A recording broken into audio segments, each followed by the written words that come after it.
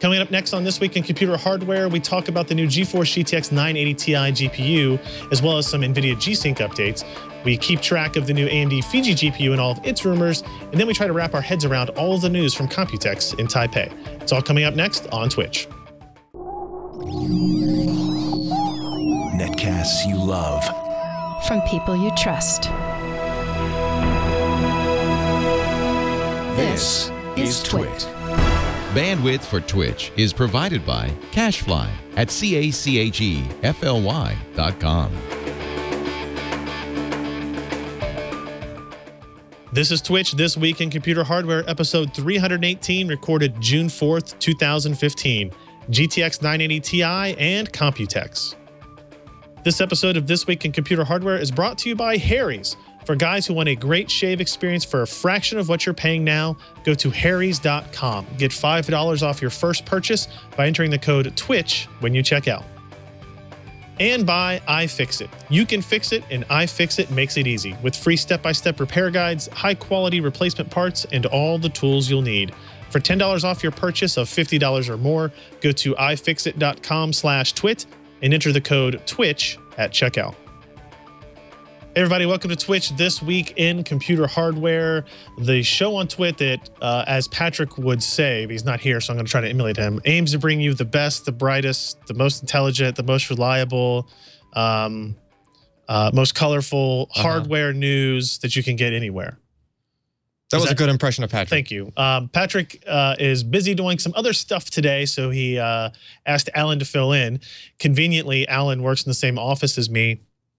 So this is a little bit more interesting, right? We don't have a Skype call to have to go back and forth through. Instead, you get This Week in Computer Hardware from two people in the same room. I don't know if that will change anything. I kind of think that it won't, but you just never know. There's a lot of stuff to get to this week, though, because it is Computex going on in Taiwan. Yes, a show that I went to for many, many, many years. I actually recorded TWiCH probably 4 or 5 times from Taipei. It was actually convenient because we used to record at 9 p.m. Eastern. Yep. And which was 9 a.m. in Taipei. So it's kind of like you can get up at 7 and go eat breakfast and have a shower and do a lot of stuff, and then start your day with that. Talk about the stuff from the previous night. Right. And then you go out and do more meetings that morning. So you'll know this more recently than I. Is it a day ahead over there or a day behind? It's ahead. So it would have been Friday morning there when I was recording as opposed to here. So, but I'm not there. I'm here. And that actually makes my life way easier. So let's get to a bunch of stuff here in terms of stories and news coverage.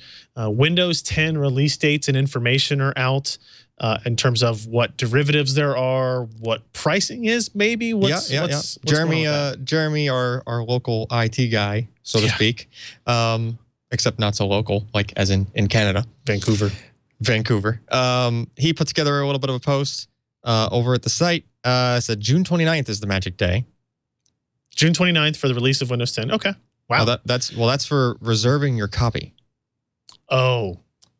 Okay. Yeah, and then you have until July 29th to use your free upgrade. July 29th, 2016. Okay. This is very confusing, of course, because it's Microsoft. Because a lot of Windows 8.1 machines kind of came with the promise of upgrading to Windows 10, I guess. Yes. Like I know when I bought this XPS 13, Dell was kind of like, hey, pick the option that you want to get Windows 10 of. So if you want Windows 10 Pro, make sure you get a Windows 8.1 Pro machine because that will work better. Like you'll actually get to upgrade to that specific model or SKU of the software. Yep. And then if you want to buy, like if you're actually looking to buy it, okay, like in other words, a new license, like you're building a computer, that sort of thing. Windows 10 Home, if you happen to want the lesser version, like usually people tend to not go for this, but Windows 10 Home is $119, and Windows 10 Pro is $199. And then if you had Home at first, you can upgrade to Pro with $99. $499. Yeah, okay. I think most people still buy Windows Home Edition. You think? I think so. I guess. Yeah, I mean it's just cheaper. I could tell you based on like Amazon sales that we see, Windows 8.1 Home is still by far, because Windows Pro adds what, like at this point I'm not sure RDP anymore. client. It used to be a stepping stone to get to Windows Media Center, but that's not It's not in a there thing with anymore. Windows 10. No. Yeah, and I'm trying to read through this and figure out which one of these is an actual like release date. I'm not sure if July 29th, like this year, ends up being the release date then, because the little pop-up is saying reserve your copy before July 29th. That seems right. Like Yeah. I had been told it was going to be a fairly quick release time this summer, so that seems to jive. Interesting to pay attention to, and if you are one of the people looking for one of those free upgrades, I guess you get notification like a pop-up of some kind or something from your OEM. Yeah, I think it's like OEM laptops that have Windows 8.1 that came with the promise of, you know, you're going to get Windows 10. Should be giving you a pop-up. All right, so keep that in mind for software stuff. For hardware side of things, we obviously have the biggest release this week since the last episode was the GeForce GTX 980 Ti, which is video card sitting here in front of us. This is NVIDIA's newest GPU. I keep wanting to say like their new flagship, but it's not technically their flagship GPU, right? Because the Titan X is the flagship, highest end GeForce branded GPU. This GPU instead has 6 gigs of memory instead of 12 gigs of memory, and then a couple of small specification changes. You have 2,816 instead of 3,072 CUDA cores, for example. Okay, so they got rid of a few of the cores, and then they clocked it a little bit higher? It runs a little bit higher boost clocks. Like its rated clocks are the same, but its boost clocks in reality, like when you actually record the clock rates that you see in games, it's between 40 and 50 megahertz faster in my testing. I think a lot of other people are seeing that as well. Okay. The end result is the GTX 980 Ti offers essentially identical performance to the GTX Titan X for 25 by 14 testing, 4K testing, anything that we're able to run. And that includes something like GTA 5, which is a new, very GPU power hungry, GPU memory hungry application. Right. 6 gigs still enough for that. 6 gigs is still plenty. Yeah. Right. And could you, like if you were a nutcase and you had 3 4K monitors, you were trying to run them in surround, performance might not be that great in the first place. Right. I think you could probably use more than 6 gigs, but you're going to need more GPU horsepower than we can really provide you today with 3-way, even if you went like 3-way SLI or something. Yeah. You could probably get it done. So basically it sounds like it just ends up being almost the same as the Titan X. It's essentially the same as Titan X, like same TDP of 250 watts, same power connectors, same display connectors. But as far as performance too, right? Performance, it's essentially the same. And it's cheaper card though. It is. It's $350 less expensive. This is a $650 card as opposed to a $999 card. That's a pretty big difference for something that it is a big difference. For practical purposes is basically the same performance for typical gaming. Yeah, kind of a thing. For enthusiasts and gamers, it makes 0 sense to buy Titan X at this point. The only person that should buy a Titan X is really somebody who's like going to do GPU compute CUDA development where a 12 gigabyte frame buffer it fits your data set in a particular way. If you're a gamer, there's no reason to have it unless you just want to throw away money. Unless you really want three-way you do get SLI 4K. You can see this is like the silver design. Only the Titan X comes in that swanky black kind of anodized.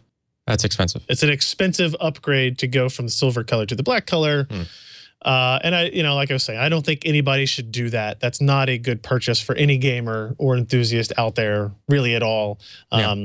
This is a new, very impressive graphics card that I think, again, I keep trying to call it flagship. It's not a flagship, but it pretty much should be. It might as well should be the flagship because now what is the flagship is really just more of a compute-oriented card now. I don't know who would buy the Titan X for gaming. Nobody should. Right.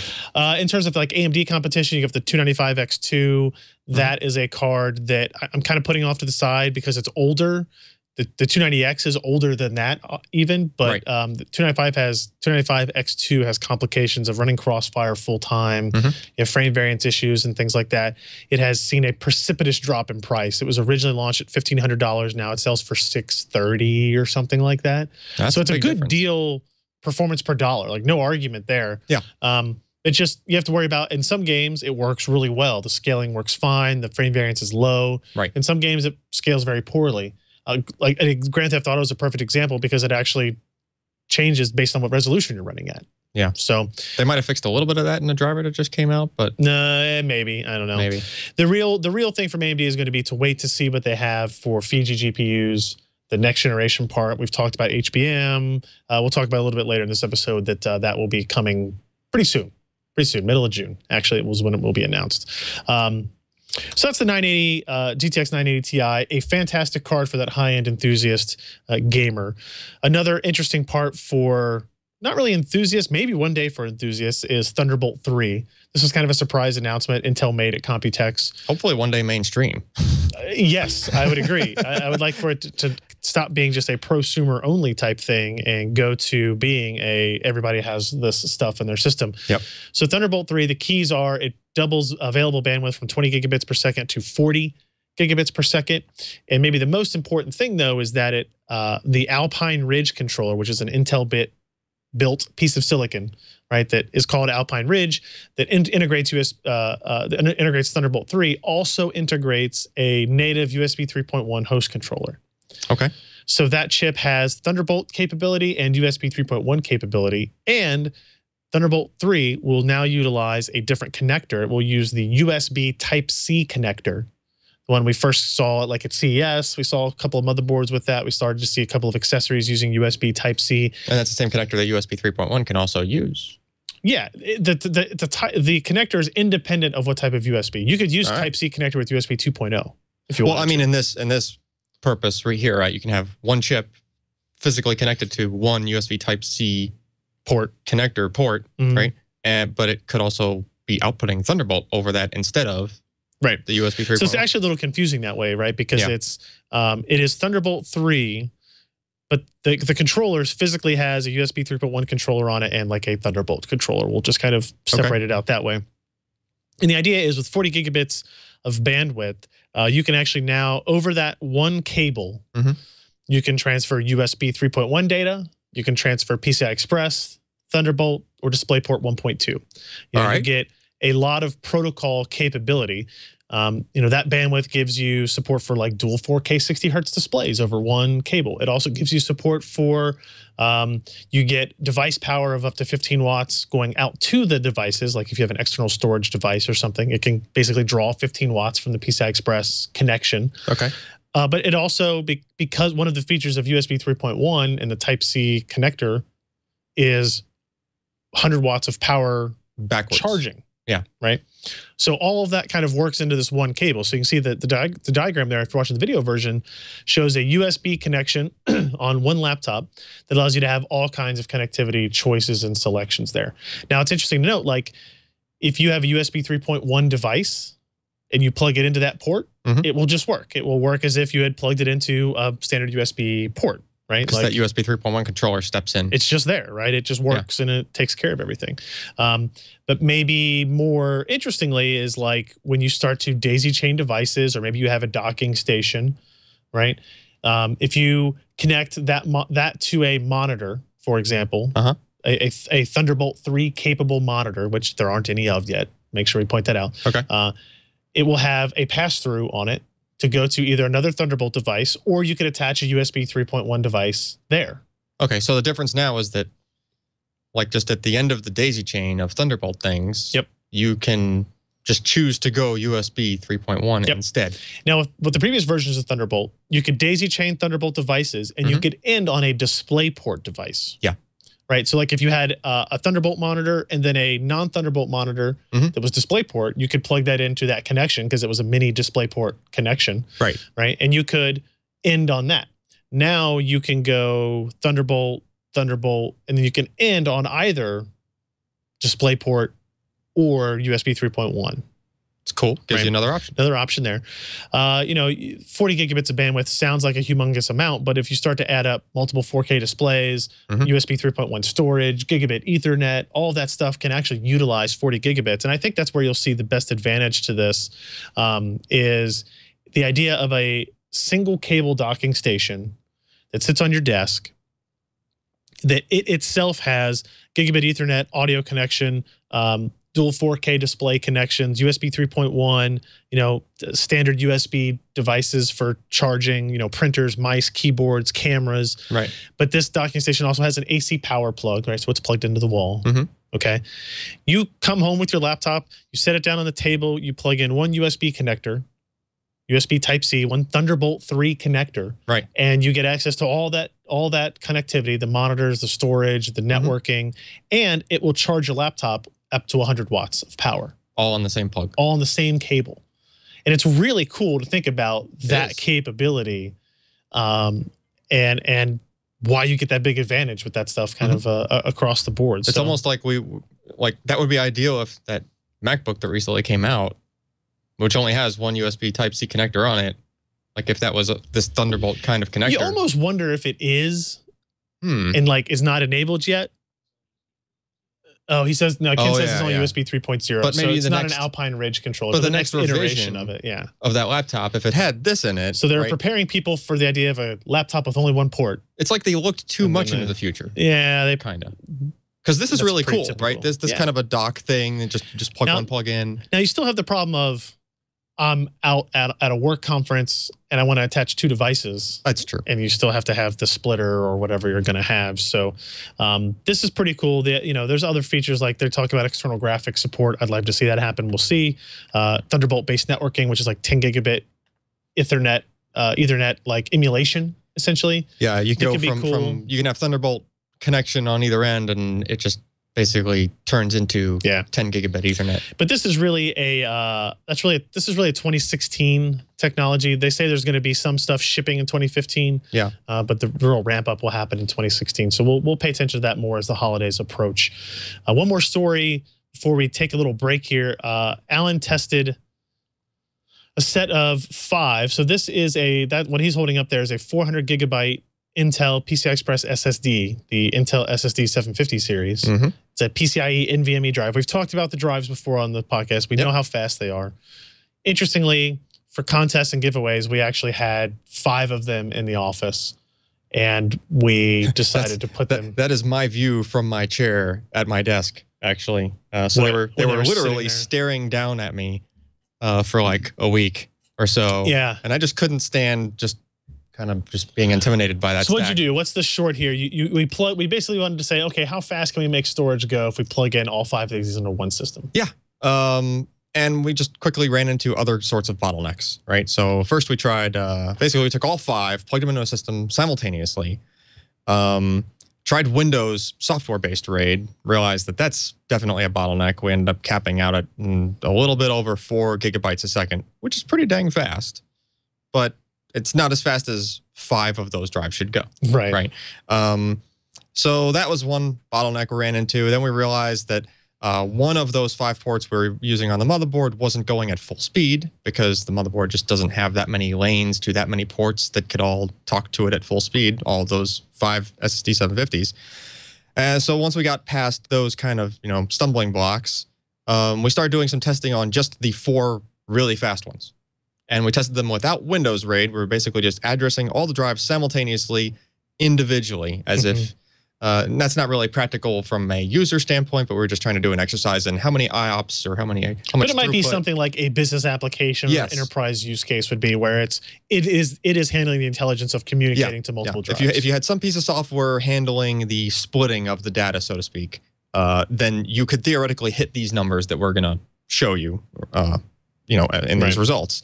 And so for sequential writes, like just a straight line writing to 4 of these drives, 5 gig per second. Okay. So that's writing, just a straight line writing. Straight line reading from 4 of them, 9.5 gig per second. That's a lot. That's a pretty big number.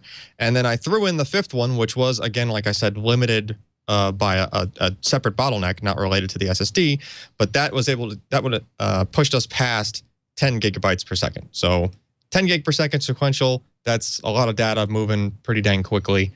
And then we started to turn things more towards random and just see what the random IO capabilities are of, again, we went back to 4 because we didn't want that other bottleneck getting in our way. Sure. And we hit almost 1.8 million IOs per second on random 4K reads, which is... Put that in perspective. Like, is that pretty much... Like a SATA SSD gets 50,000. Oh, okay. Maybe 100,000 if you got like a really good one. Yeah. The rating of one of these SSDs individually is 430,000. Okay. Okay. So we did 4 of them, and we got basically, you know, 430 times 4, roughly. So they scale very well, right? And I should note, or I should mention that we were using pretty much the fastest consumer CPU we had in the office.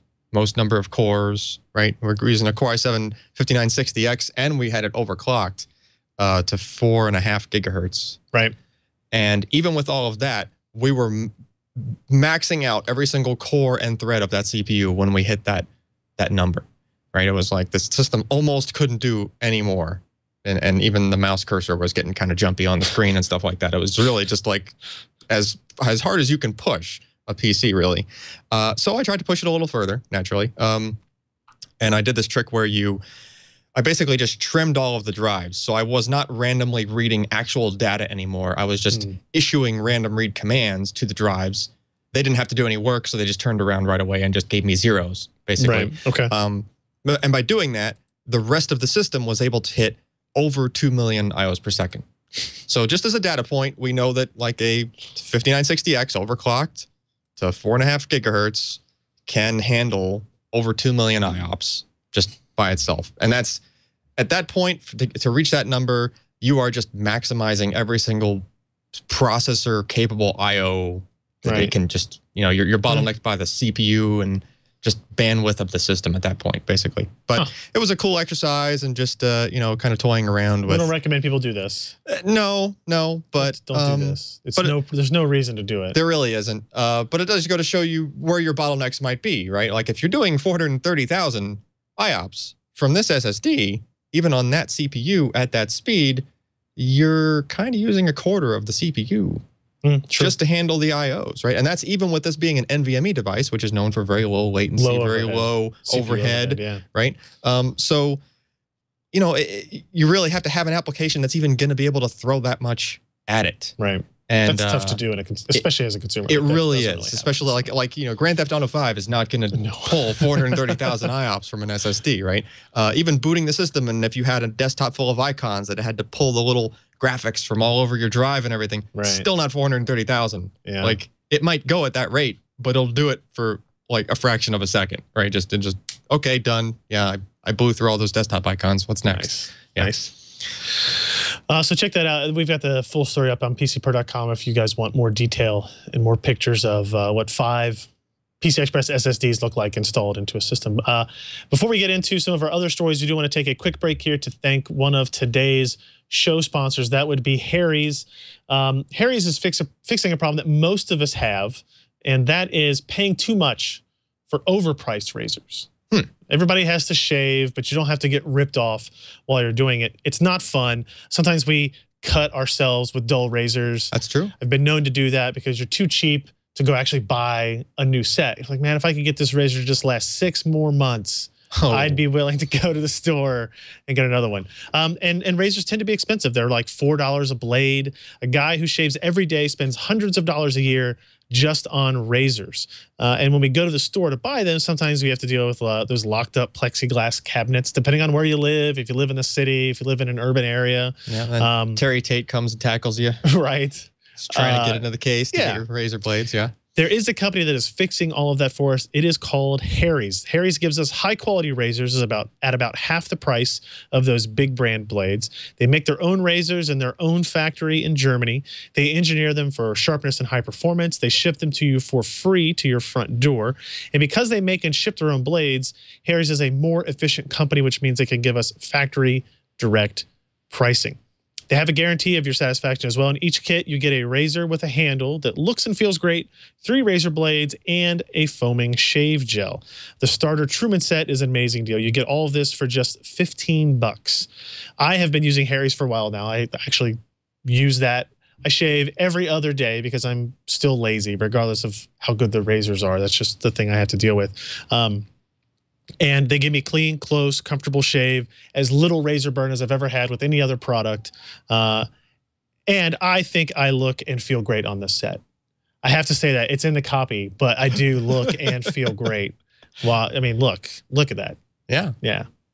I'm not going to get into more of that. I might have to try them out. And I love the price. Harry's costs half as much as the other razors at the store, like Gillette Fusion or whatever. They also have a new aftershave moisturizer that protects and hydrates skin. I actually have been using that recently as well. And I feel my skin is so soft now. If you go to harrys.com, you can get $5 off of your first purchase with the offer code TWiCH, TWiCH. That's harrys.com, HARRYS.com, in case you're not watching the video version and you need that spelled out for you. And enter the coupon code TWiCH at checkout, TWiCH. We thank Harry's for their support of This Week in Computer Hardware. So we've got a handful of other things we want to get to before we dive into the true Computex news section here. For one, AMD launched the Carrizo APU, not chorizo like the sausage, Carrizo as the APU. Okay. What's interesting about this it is AMD's new option for 15 watt to 35 watt TDP systems. We're talking about notebooks, clamshells. Maybe you get into tablets on the lower end of that, but it's mostly kind of like low cost $400 to $700 notebooks. That's really what we're going at here. Okay. And what's interesting is that it's using a new excavator core, right? It's still based on Bulldozer. It's still a Bulldozer derivative. It's slightly upgraded. You get a little bit more efficiency, larger data cache, improvement in branch prediction, that type of stuff. If you're really into the nerdy technical architectural details, go to the story at pcpro.com. You can find a lot of that listed there. But they're saying you're getting about 4 to 15% higher IPC than the previous generation. Instructions per clock. Yeah, IPC, instructions per clock. Okay, so it's more efficient. It is more efficient, better performance there. It is their 6th generation APU, which is interesting. Obviously, the most dramatic changes here come in the video and graphics section. For video, they have updated the UVD engine to now UVD6, as you can see on the screen. It totally supports, it does totally support it, but it supports H.265 HEVC 4K decode. Okay, so this is in hardware. In hardware. Okay. It is hardware accelerated HEVC decode. It also can do 4K H.264 decode if you're still decoding that type of stuff. And obviously it has MPEG 2, 4K MPEG, VC1, all those other ones that have existed for a long time. But the new addition really is HEVC and H.265 decode acceleration. So playback of 4K content is going to be as efficient as you can get it. Right, it's not using a whole bunch of CPU resources in order to do that. They've also they were really adamant about this one trick, this one cool trick that they did that takes half of a watt off of the decoding power consumption of like 1080p video. Okay, which half a watt doesn't sound like a lot, but they're talking about a 2 watt APU during that work, right? So instead of being 2.5 watts, it's now 2 watts. So in terms of extending battery life and system efficiency, that's actually pretty impressive. And that's a continuous draw, like you're watching a video or you're watching a 2-hour movie. So that's half a watt over 2 hours. That's add up, right? They had basically added a small amount of additional circuitry to handle the scale and process during 1080p video playback. I'm sure that it's not hitting the 4K HEVC stuff. This is for kind of H.264 1080p separate edition there. But that's still nice to see. And then obviously the other big improvement here is on the graphics side. It is a GCN kind of 1.2-ish implementation. We've got, I believe, 512 shaders. Okay. 819 gigaflops, which is not that far off of the total compute capability of a Kaveri APU. From AMD, but that Kaveri APU is like a 90 watt part. Yeah. Okay. And they're getting like 880 gigaflops, and this is significantly lower than that. We'll say this is the 35 watt part that they're quoting from. Okay. It makes sense. But for essentially about a third of the power consumption, you're getting equivalent compute performance on the GPU, which is pretty cool. Plus you get DirectX 12 support. You have increased tessellation performance. You'll have support for all of those kind of GCN features and technologies. This should be able to support FreeSync. This should be able to support True Audio, I think. I don't know if they brought that up. It is the generation of GCN that should be able to do that, whether or not they implement it in kind of the small form factors notebooks that they're talking about. So is this meant to just be a notebook or like a really compact desktop kind of a thing? As far as we know, it is like a notebook specific thing. You might see it in kind of Intel NUC style device, right? Yeah, you know, anywhere where you maybe would take an Ultrabook style platform and put it into a desktop configuration, maybe you might be able to see them integrated there. But you know, this is an area that AMD really needs to take advantage of and utilize, because for the time being in this space, they appear to have a graphics advantage, and they need that will go away eventually. Like Intel's still getting better at these things, so they need to be able to sell laptops and prove to people that the AMD brand is out there and that it's worth buying for notebooks. Because it's like, if you look at something like this would be a perfect form factor for that device in theory. Right. Maybe you'd probably have to go a little bit bigger than this, because 15 watts might be a little bit too much still, but it would give it much better graphics performance. Yeah, in theory, it would. So we're waiting on AMD sending us over a couple of systems, I think, to test out and look around. So we're, you know, you got to look at battery life and performance and how all that balances in a form factor. Okay. One of the things that I think AMD needs to work on, and it's how they work with OEMs. Traditionally, when you get an AMD notebook, it is the cheap notebook.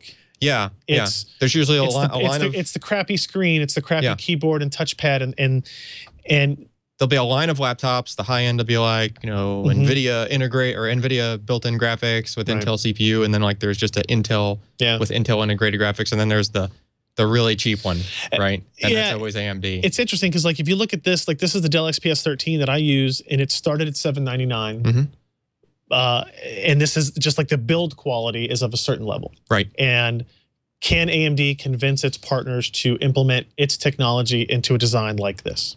Yeah, and that's what I think they need to do to sell and make people pay attention. Yeah, from the specs, it seems like it's worthy of that type of laptop. It all comes down to power efficiency and like battery life. Can they meet those things? Yep. Speaking of AMD, they've been teasing the hell out of Fiji. Yeah, their next generation flagship GPU. We talked about HBM1 maybe 2 weeks ago back on This Week in Computer Hardware. So we've definitely talked about it. They released like a teaser video that shows like a CG animated video card with some loud thundering music and lights flashing. And yeah, here it is here. What it does do is it looks cool, of course, but it also kind of confirms the leaked pictures we've been seeing of the Radeon Fiji video card for some time. So they're teasing that there. They also talk about, they give you, I think at the end of this, they show you a date. Yeah, June 16th. Yep. Which is not that long from now, 12 days from now. Are you excited, Ken? It's only 12 days from now. We're hoping that that's like an actual announcement and you can order this or buy this. Well, as opposed to I'm not hoping that's the case, but consumers should think that's the case. Oh, should hope that's the case. You don't think that's the case? I don't think that will be the case. I don't think you'll be able to buy it that day. You might be able to pre-order it. It's not the same thing. They've been waiting a while. They have. And AMD's been teasing it a lot. It's at E3. It's just a good time to kind of talk about the product. Yeah. And then at Computex, they actually showed the Fiji GPU itself. Lisa Su was on stage and held one up, and somebody got a good long-range focus camera and zoomed in, and they zoomed in on this. And so what you're looking at here is the whole thing that she's holding up is the GPU package. Yep. And then in the middle there, where you kind of have this gold yellow tinted color thing, that is the base of it. That is the interposer. Okay. That is the piece of silicon. It's this piece of silicon that allows all the smaller pieces of silicon to communicate with each other. So those 4 small ones on the edges are the stacks of HBM, high bandwidth memory. Each of those stacks is 1 gigabyte. So you have 4 gigabytes of memory. So it's basically DRAM just connected differently, right? Yes. Okay. So it's faster. It's much faster. It's slower clock, wider bus. Overall, about 50% faster than what we're used to today. And that big piece of silicon in the middle is the Fiji GPU itself. Okay. So, you know, people are estimating based on, if we know that those stacks of memory are 5 by 7 millimeters, that GPU is almost the same size as a Maxwell GM200. Okay. You know, we'll get more specifics, I'm sure, in a couple of weeks. Yeah.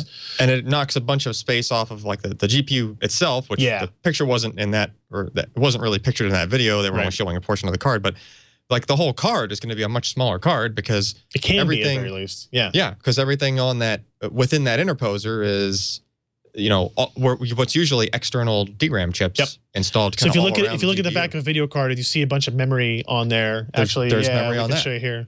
Yeah. There's no memory on it, but you can see where the pads are. I don't know if you see this square here in the middle is where the GPU is itself. Yep. Right. And as you look around, up and around here, you'll see those little squares that look like they could have. Ooh, went over too far. Look like they'd have memory on them. Yeah. And there is memory on the other side. On the other side of the PCB, there is memory. Yeah. And on a Titan X, there's memory there because it's 12 gigs instead of 6. Yeah. But so that they don't gets need. replaced. They don't need any of that space. They don't need that. Now they're limited to 4 gigs. Yeah. Because of the current generation of HBM. But that could double. You know. Actually, the next generation of HBM will go up. Will be able to go up to 16. Oh, okay. So you'll have 4 stacks of 4 capability. So they are doing a good job of teasing Fiji. A lot of people are excited about it. I'm excited about it. Like, I want to know what it is. I need to know how it lives up to all of the hype, because damn, they have built up a lot of it. But I mean, we like seeing them compete too. Like, we don't, we don't want to see them lose. NVIDIA announced, NVIDIA announced G-Sync updates as well. Yeah, there was. I've been toying around with the windowed G-Sync mode, which they added to their driver, which basically lets you have like either a full screen window style. Like, there are games that do that. If you want to have the game running kind of in the background and still taking up the whole screen, but still be able to have, like, say, a browser window in front of it or something to do other things while you're kind of waiting for the game to do its own thing. So that mode. You know, historically, you wouldn't be able to be in G-Sync mode or variable refresh mode because that only used to apply to full screen, you know, full screen games with nothing else. Yep. Right, nothing else on the screen. So it's cool that this now can apply to that. So just to kind of, you know, something to toy around with. Did they push out that update to the driver? There's supposed to be like a driver update to. Yeah, I think they did. There was some kind of a bug with, like, frames per second might be a little bit lower than expected in some kind of a situation, but it was with SLI in Windows G-Sync. It was a very specific combination of stuff. But apparently they found it and fixed it. So there's that. You can finally turn V-Sync off when you hit the top end of the frame per second range. Which is the way that they changed that in a driver was initially a little bit confusing to me, because the drop down that you used to be able to select G-Sync from as an option, G-Sync isn't there anymore. So there's a new option called Monitor Technology, and you pick G-Sync, ULMB, or Fixed Refresh. Yep. Right, and then there's the vertical sync option, which is where G-Sync used to be located. Right. Which now it looks like it used to look. Yeah, now it looks like it used to. Yeah, just basically it's just V-Sync on or off, and then like a default you can choose or whatever, right? So initially I kind of I thought I was in the wrong place just looking for it, but I was like, oh wait, yeah, that's actually what it is. So yeah, it lets you run V-Sync off when you're at the high end of the refresh rate range, so you're not limiting. You know, if you're on a 4K 60 hertz display. That's a G-Sync panel. You can still run it in G-Sync and have it be able to go higher than 60 frames per second effectively once you hit the top end of the range. If your game happens to be able to go higher than 60, it's going to tear.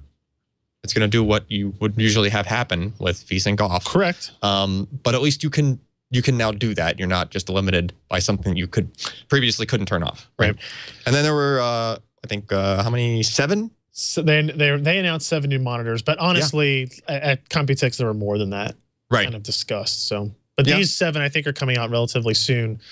7 new monitors. They listed 4 from Acer and 3 from Acer. And there's the really, really wide aspect ratio of 70 or 21 by 60 or maybe 75 hertz, 21 by 9 displays. And should be cool. Maybe even curved ones of those. I don't know if the spec says if it was curved or not. I don't know if it doesn't say there, but I know I think the Acer one is for sure. We know there's curved ones coming. So kind of those different sizes that we saw FreeSync panels come out, and we were kind of wondering like, hey, why is there G-Sync panels in the same kind of a thing? Well, they're coming. So it's good. That's cool. And the other G-Sync announcement they made was on mobile G-Sync. They kind of officially announced and revealed that. We saw like a leaked kind of early version. We played with a leaked. Yeah. We used it here. Yeah. With like a leaked driver G-Sync on a notebook. Now they're officially releasing it. It's a little bit different technologically because there is no G-Sync module in the panels, which is what we saw when we looked at it in January. Right.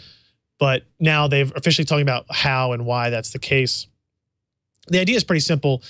Because the GPU directly talks to the panel itself, there's no scaler in between in that communication path. Yep, just a timing chip in the middle there. It basically drives it. It knows exactly what it's doing. It knows exactly what panel it's connected to. It doesn't have to worry about what else might be going on between it and the panel itself. Right. So it's able to do the same functions that it could do on a desktop monitor with the G-Sync module in a notebook without a G-Sync module. They just kind of push some of those features back into the GPU side of things, right? Now, there will still be the debate of was the G-Sync module ever really necessary? And the answer is still yes on the desktop market. Maybe in the future it won't be.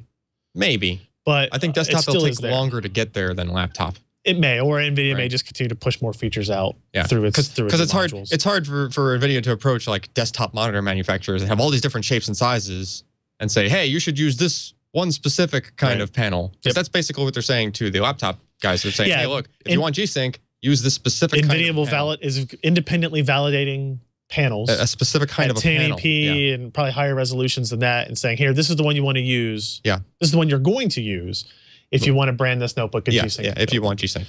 So that's interesting to say the least. And they're talking about the line was said every notebook with GTX graphics going forward will be a G-Sync notebook. I don't know if that will actually be the case. We've seen some at Computex that were announced that don't list G-Sync. Even if it's the majority, right? Yeah. That's good, right? That's like, because gamers. But it's interesting. It makes sense. Like if it's a GTX notebook, it's it's going to be kind of meant for gaming, at least to some degree. Right.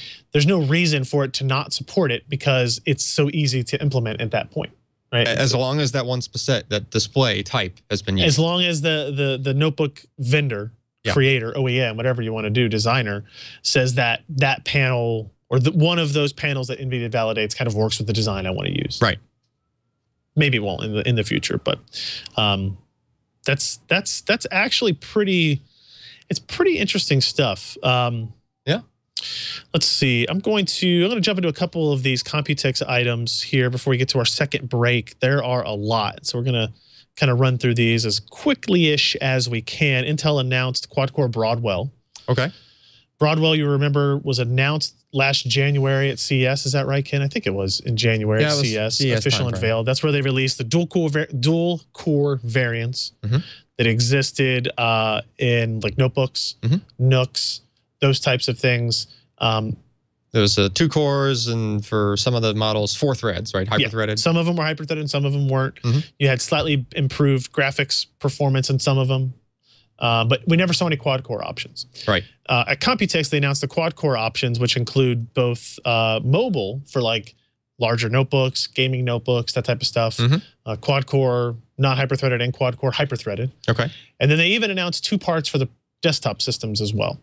So LGA-based DIY user installable Broadwell quad-core processors. So how new of a motherboard do you have to have? Because they say Z97 is supported, although you need to check with your motherboard manufacturer to make sure the BIOS is implemented. Although, as far as I can tell, Asus and MSI and Gigabyte have all kind of globally adopted Z9, and they were talking about this months ago. That oh yeah, no, we support the upcoming things. Because I think it was in March Intel kind of officially announced that these processors were coming.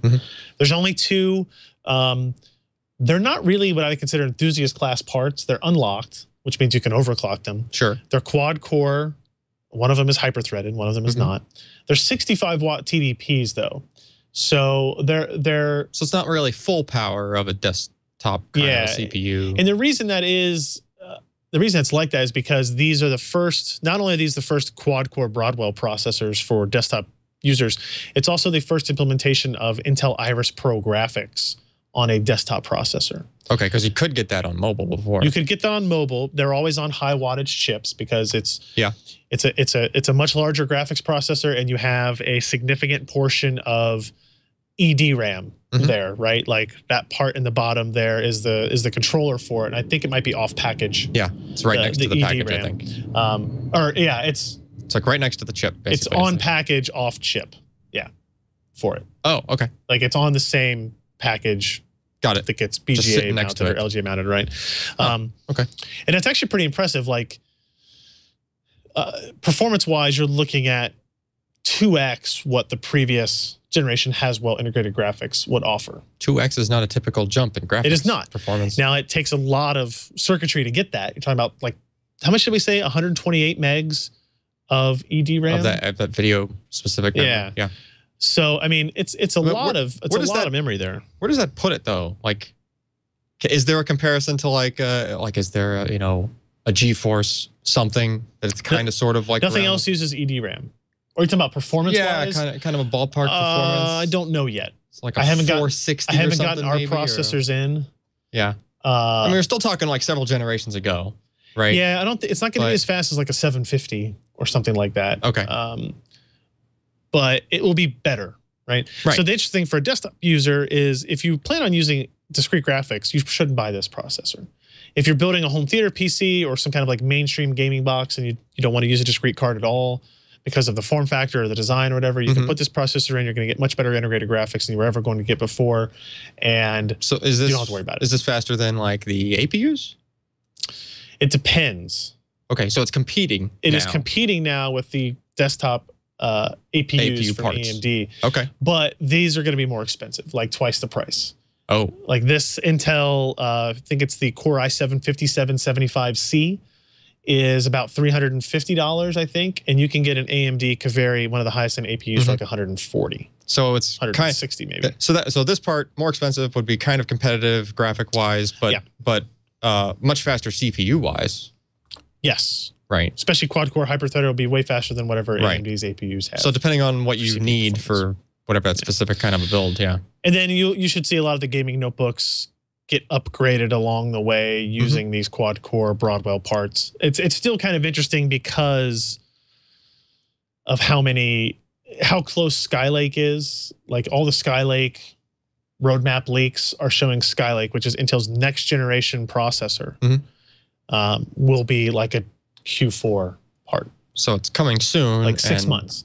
Now, what will happen is they will release it as dual core only, probably. Oh. Kind of like what they did with Broadwell, I'm guessing. Although there are some people out there, rumors saying that desktop parts will be out in Q4 as well. Interesting. So we'll have to see how all that pans out. Yeah, that would kind of undercut. Well, not undercut, but I just think the Broadwell quad cores, it's all plug and play. Like you don't have to change your platform, you don't have to change your design, you don't have to do anything. It's just like, hey, this is a little bit better, so if you want to put that in, go for it. If not, we're not going to make a whole lot of them. Would be my guess. That's kind of how it's looking in the background. One more story for our next break. Then Corsair unleashes the Bulldog, a liquid-cooled, upgradable PC. 4K gaming PC for the living room. Yeah, I like it except for what it looks like. So first of all, it's not a PC. It's not a gaming PC. It's a gaming PC bare bones system. Yes. It is case, power supply, motherboard, and cooler. Yep. I think. The CPU cooler. CPU cooler. Yep. All kind of built into what you see there. And now you can see why it's called the Bulldog. It's wide, it's short, it looks aggressive. It's like wide arms. Yeah, like it kind of, if you have a cartoon image of a bulldog, it will probably look very similar to that, except bulldogs aren't black and red. Yeah, neither is my living room. Neither is your living room. So that what I would say, I think, first of all, let me say the positive parts about it. I think the idea of kind of like a bare bones system like this with like a mini ITX platform and a very customized water cooler that fits into the thing, fits in everything well, and an SFX power supply. That's very elegant. Like it's good. Like you sell and the price is good too. Starts at $399. Yeah. For motherboard, cooler, power supply, and case. Right? That's a pretty good start. You're adding storage and graphics and memory. Yep. And you kind of go. Yeah. But I think they got a lot of negative feedback about the way this looks. Yeah. You can see internally, if you look at that shot there, you see on the left, the integrated graphics water cooler, the integrated CPU water cooler that is kind of custom built, where you can see how the radiator is a little bit different than the reservoir where the fan is, and it's built specifically for this. Designed to fit in that case perfectly, which is nice. But if you look at the case on the right, you can see the metal square frame, and it's very easy to see that this is just a square case that could exist in with any kind of plastic on the outside. Yep. And so they may still sell it like this, or they may kind of go back and say, hey, you know what, guys, it turns out that didn't get a whole lot of positive response, so let's change what the aesthetics are of the case. Or maybe offer an option that looks just like a component for a home theater. Yep. Right? Just give it that kind of brushed, flat look on the front and that sort of thing. And then there's a part there shown on the video right now that's the Corsair GPU cooler that's available, but it's not what comes with that. It does not come with the Bulldog.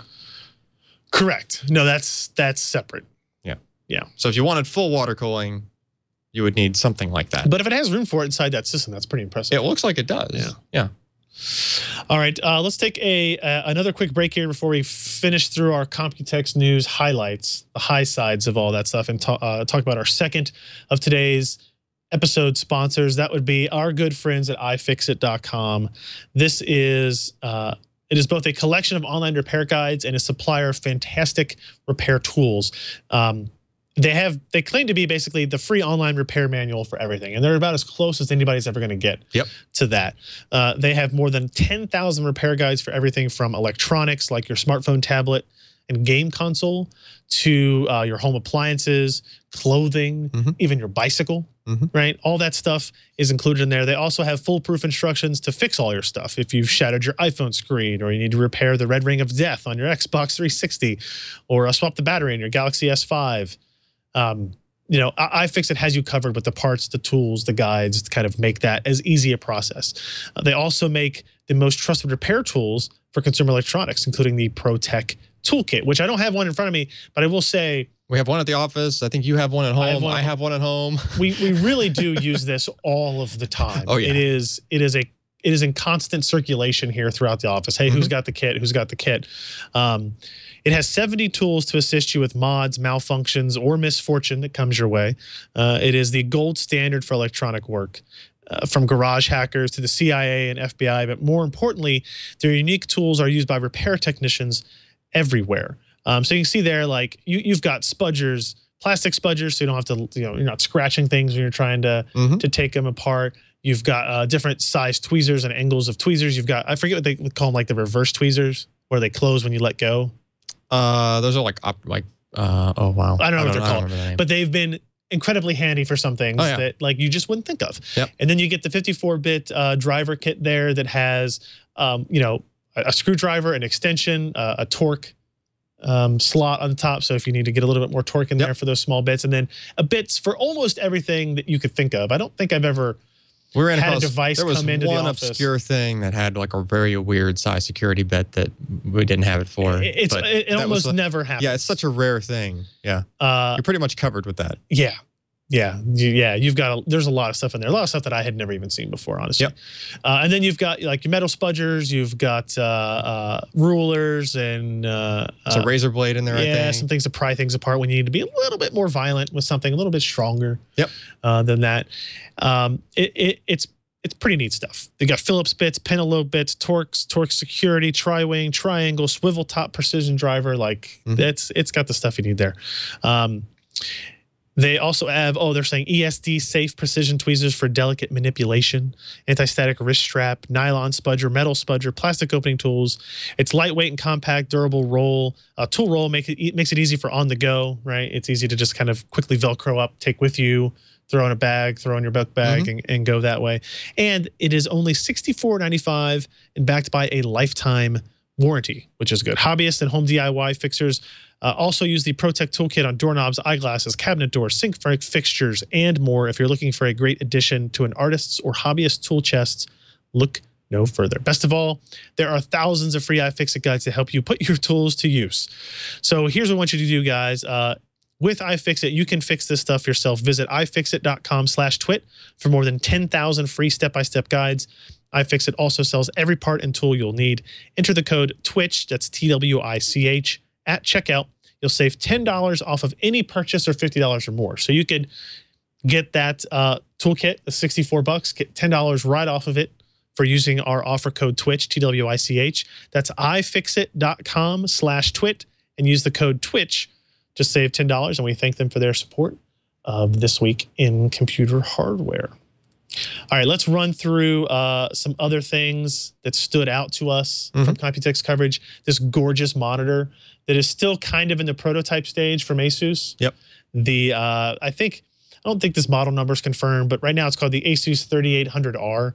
It is a 38-inch curved, ultra-wide, 3440 by 1440 resolution IPS G-Sync monitor. Now that's a lot of things that I just said in a row. It's 34. I said 38. It's 34 inches. And regardless of all those things, I just keep looking at the stand. stand looks awesome. If you zoom in on like underneath the stand on the right hand side, there's actually like a red glow that's being like a light. It fires is down, projecting an image onto the desk, and I just think that's might actually cool. be an ROG logo. It probably is. I'm sure it is. That's sweet. This is so they're saying this is G-Sync equipped for the variable refresh rate technology, which is awesome. It does support ULMB operating mode, which is for people that want the how would you describe it? The least amount of motion blur possible, but you do not get the variable refresh rate capability out of it. But you get to choose between those two. They also, this is interesting, not only does it just look really cool, it looks like it has a height adjustable stand as well, which would be the first ultra wide monitor I have seen with a height adjustable stand. Which would come in handy because we've wanted to adjust the ones we've looked at. When you have these bigger monitors, I think placement is just as important than with smaller monitors, maybe more so. You need a little bit more flexibility. You might have something on your desk that's sitting in front of the panel and you just need it a little bit higher. I mean, you never know. They also claim that this has connectivity options that include DisplayPort and HDMI, which is interesting because this would be the first G-Sync monitor. No, I take that back. There was a BenQ monitor that was G-Sync capable that had like 2 scalers in it. Yeah, it had 2 separate sets of hardware to do it. We don't know if this one does the same thing. Either it's using a new version of G-Sync that's not announced yet that supports HDMI, or it is 2 different scalers that kind of, you have to like reboot the monitor and it'll go from DisplayPort to the other input At this point, I think something that just handles both on one chip might be more likely. We don't know for I hope so. I would imagine we'll that ask by Tom now. next week when he's here. Yeah, that's true. We'll see if he says anything, but it's worth asking. We'll judge how his eyebrows move as we ask the question. Yeah. If you ever wanted to put your computer inside your desk, Lian Li has an upgraded model for that. This is their second one. It's not just put it in your desk. It is a desk. You're buying a desk. It is a desk case. Yes. Yeah. The Lian Li desk chassis, properly named the DKQ2, which is, as Ken pointed out on our show last night, a very Lian Li model number. It very much is. So it's a desk, very sturdily built. You can see on those legs, it's the same legs that we use. It's the same design of legs we have on this like $3,000 engineering table, solid extruded aluminum that we podcast on. Yep. Are used on this table. You can see on the right hand side, it looks like that is part that you slide out maybe to access all of the hardware. Maybe, and then you can see on the front there. There's you got all your USB ports. There's slim optical bays times 2. 2 systems, and for 2 separate systems, and like audio in and out from the looks of it, and maybe power and reset. USB and 3. 4 USB 3 ports. Again, times 2 for each system. The top of the table is glass. So you can see the components inside. I like that they chose glass and not acrylic because you would scratch acrylic as a tabletop. I guess I don't know it's not acrylic, but I'm sure it's glass. I would hope it's glass. It's sure it's glass. Yeah. Let's see. Let's talk about it. They did have a previous desk chassis. Yeah, tempered glass surface highlight the minimalism of this practical fusion of desk and chassis. Good. Looks pretty cool. I bet it's going to be really expensive. And I bet it's going to be pretty heavy. Especially when it's full with 2 systems. Even before you have a system in there, it's going to be pretty heavy. Because, you can actually see the 2 power supplies in each corner of that. So, yeah, it's definitely running 2 full systems on one desk. And then they also have underneath that another dual system case. This is a more traditional design. This is the PC08, and it will have 2 different chambers left and right for 2 different systems. Kind of looks like that. Wasn't that Corsair case that does that? Air 540. Yeah. But it's only one system. It has 2 chambers. But it's only one system. This is 2 separate. Huh. Well, actually, maybe it's not. It just say dual compartment chassis. Yeah, I think it's just meant for one system. Yeah, I think maybe you're right. I think maybe it's just one system, but it's kind of a dual. Yeah, okay. So it is very similar to what the Air 540, and there's another one, the 340. Smaller one. The smaller one? Yep. Yeah, so 240. I'm going to go with 240. Although I will question their marketing team's use of a very old AMD Radeon graphics card. That's the Batmobile one. As the demonstration card for that system. Yep. So take what you can get, I guess. Synaptics is showing off technology that allows you to use your spacebar as a touchpad. What did we talk about this? It's kind of a narrow touchpad just built into the spacebar. What would be the functionality of something like this? Just the ability to swipe your thumb across your spacebar, basically. So, you're playing like a first-person shooter. Where does your left thumb usually sit? On the spacebar, yeah. Okay, well, imagine if you could just like slide it and do something. And do something? Yeah. Yeah. They actually say that the smart bar, which is what it's called from Synaptic, can be broken up into 5 logical touch-sensitive areas, buttons, each of which can be associated with user-created macros using a bundled macro editing utility. They can also enable touch gestures. They're touting the ability to use quick left and right swipe motions to edit text by moving the cursor back and forth a word throughout the document, as well as the ability to use 2-thumb pinch gesture to zoom in and out of an image or document. I don't know if I would use 2 thumbs. It might look a little dorky. Well, so you're typing.